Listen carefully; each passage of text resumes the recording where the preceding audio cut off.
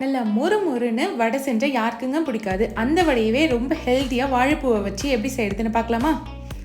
அதுக்கு ஃபர்ஸ்ட் ஒரு கப் கடலைப்பருப்பு எடுத்து வாஷ் பண்ணி ஊற வச்சுக்கோங்க 2 மணி நேரம்.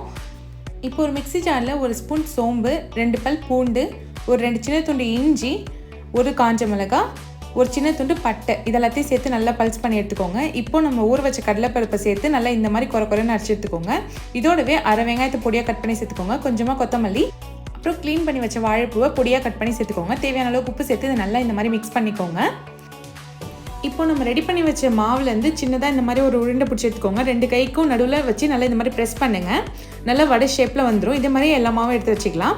இப்போ எண்ணெய் நல்லா சூடானதும் நம்ம ரெடி பண்ணி வச்ச வடையை இதோட சேர்த்து பொரிச்சு எடுத்துக்கலாம். கேஸை மீடியம் ஃப்ளேமில் வச்சு பொடிங்க, அப்போ தான் உள்ளே நல்லா வேகும். பாருங்கள், நல்லா வெந்துடுச்சு. இது இப்போ எடுத்துடலாம். அவ்வளோதான், சூப்பரான மொறு மொறு வாழைப்பூ வடை ரெடி ஆயிடுச்சு. இதை நீங்களும் கண்டிப்பாக ட்ரை பண்ணி பாருங்கள்.